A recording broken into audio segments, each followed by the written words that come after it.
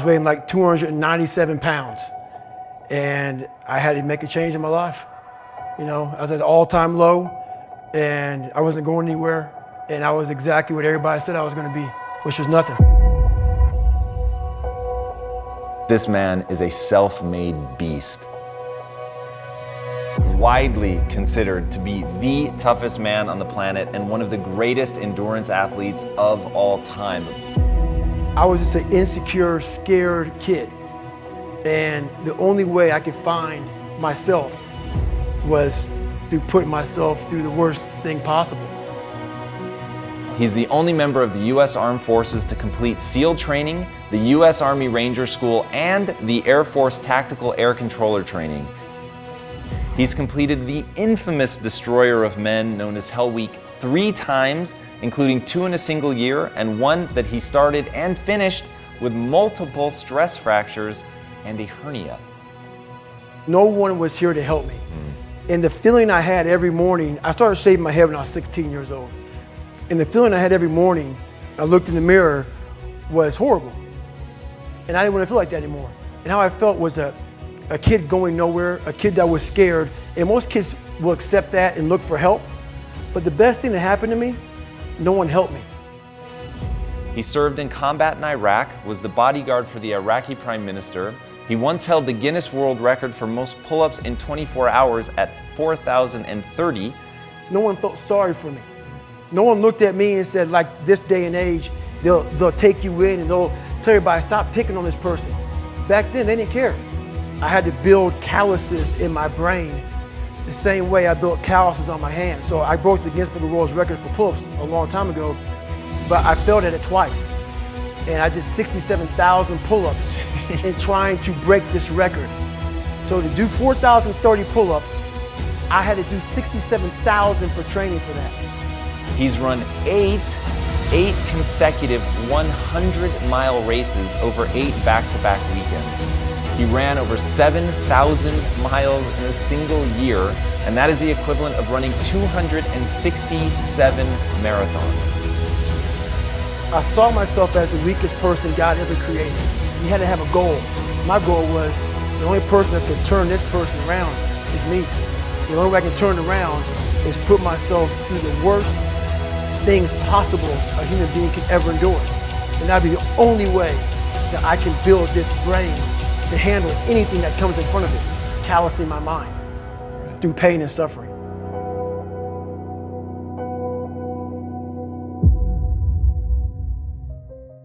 The only way you're ever going to get to the other side of this journey is you have got to suffer to grow. To grow, you must suffer. I'm afraid of my shadow. How can I overcome that? Go in the military, get your ass kicked, do things you hate to do, be uncomfortable every day of your life. Roger that. I'm not the smartest kid in the world. Okay. Instead of somebody saying, oh no, you're smart. No, don't say that to yourself. I said to myself, no, I'm a dumb motherfucker. Okay, roger that. How do you get smarter? Educate yourself. So the things that we run from the truth. We're running from the truth, man. So the only way I became successful was going towards the truth. As painful and as brutal as it is, it changed me. It allowed me to become, in my own right, who I am today. If you can, for the rest of your life, live inside of yourself, stop listening to people who are calling you fat, gay, transsexual. Everything that is makes no sense. All these insecure people putting their insecurities on you, you gotta flush it out. You gotta just be whoever the hell God or whatever the hell you believe in. If you believe in nothing but yourself, I don't care what it is. You gotta take everything and throw it away. You have to believe in one thing, and that is yourself. Self-talk and visualization are the 2 keys to my success. Search your soul, search your mind, search your abilities, and you'll find it. But if you're not looking for it, you won't find it.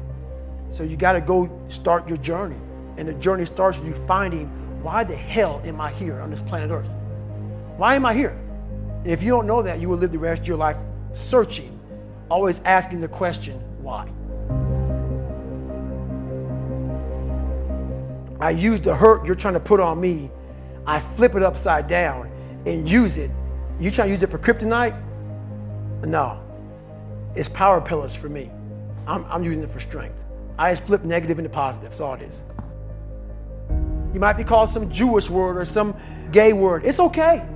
Let them call you that. What are you going to do now? They don't own your life. How are you going to control that now? How are you going to flip it upside down and say, Roger that, now I'm going to harness this shit and you'll read about me years from now? How? That's the question. How are you going to do that? Thicken your skin. Become more of a human being. Don't be afraid of the reflection in the mirror, because that's all you can be afraid of. Once you overcome the reflection in the mirror, you've done it. It's so easy to be great nowadays because everybody else is, most people are weak.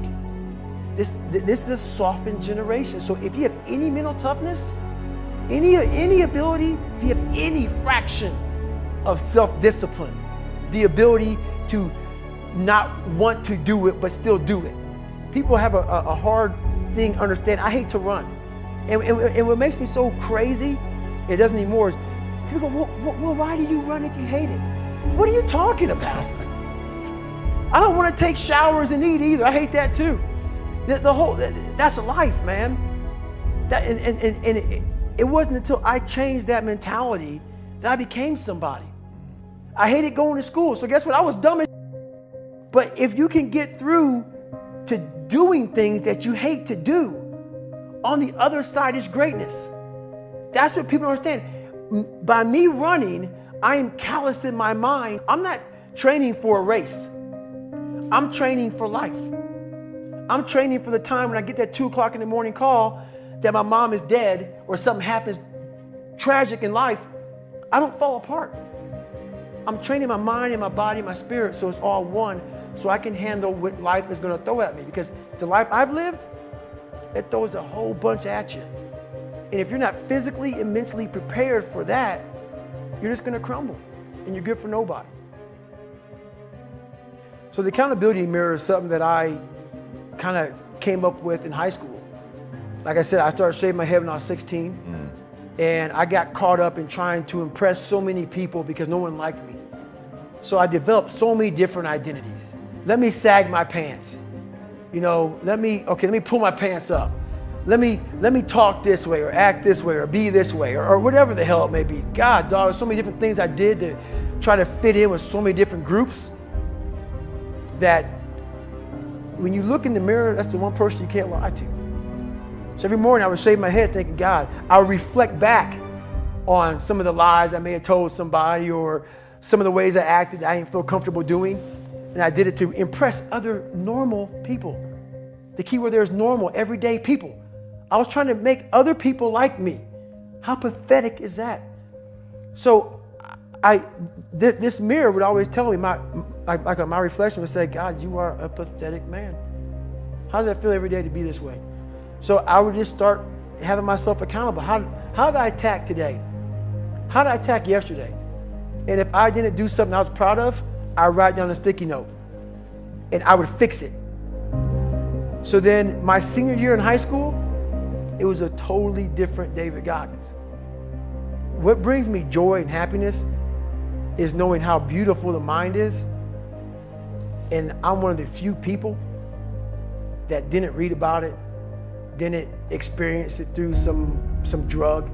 I got to experience the beauty of true fucking willpower. If you don't know who you are, I can't tell you who you are. We are all great. No matter if you think you're dumb, no matter if you think you're fat, no matter if you are fat, no matter if you've been bullied, or no matter if you just got back from Iraq or Afghanistan and you have no legs or your arms or whatever, man. We all have greatness. You gotta find the courage. You gotta find the courage to put your Bose headphones on and silence the noise out of this world and to find it. And to find it because it's out there, but it's gonna take hard work, courage, self-discipline. It's gonna take all the non-cognitive skills. all the non-cognitive skills to be great. You know, smart is good, all this stuff is good, that's all cognitive. It's the non-cognitive skills that set you apart from everybody else. And that's what it's all about. Talk to me about what it takes to be on one side of a door in Iraq or anywhere, knowing on the other side of the door, people who are not afraid of you, they're ready for you to come in, and they have guns, and you still have to breach that door. That's a great question. That's a very scary situation when you are on one side of the door and your mind is racing, because on the other side of that door, it could be no one. It could be 4 guys with 4 AK-47s. That door you're about to open could be booby-trapped. So once you open it, boom, your legs are gone. So there's 1,000 things you think about when you're the first guy, second guy, third guy, getting ready to go in a room and flood it. And that's why I talk about the warrior mentality. And that's why so many people are lost when I start talking. You have the right. You're lucky that you don't have to think like warriors think. You're very privileged. I chose this world to be a warrior. And I would choose it again if I came back to this world. But the mentality of a warrior is very different than normal mentality. You must be that person on that door, get ready to open it, thinking to yourself, if I die, so be it. The only way you can go in that door is knowing there's a great chance you're gonna die. It's like being a SEAL, you train with live ammo. You jump out of an airplane, everything you do, you could die. So to be a warrior, why people don't understand me, I'm glad you don't understand me. Merry Christmas, good on you. Because being a warrior takes a whole different mindset. A whole different mindset to know that there's a great chance I may not be in the military. Like I was in for 21 years. I'm lucky. I'm very lucky that I'm alive, able to talk to you, able to still run. But when you sign up on that dotted line to be like a SEAL, your mentality changes. I may not live. You gotta accept that. And that's the mentality you have. And that's what makes you a warrior. If you're scared to die, you're a bad warrior. I'm also looking at the guys to my left and to my right, realizing that we're here together, man. And I have to be strong for them. And they gotta be strong for me. A lot of people, either you like me or you don't, even in the SEAL teams, but when you get to that door or you get on that mission or you get on that op, all that shit's out the door, man. You know, you do it honestly. I mean, people say all the time in these movies, and you really out there fighting for that guy beside you. And you can't be a coward. Because you know what, and this is how I look at everything I do now in life, and this sums it up. I hated jumping out of airplanes. I hated shooting guns. I hated the job as a Navy SEAL. But I did it because I wanted to change myself. Everything I do, I'm not really comfortable doing. But if you choose to go that route, to go be a Navy SEAL, you might as well go be the hardest motherfucker in the world.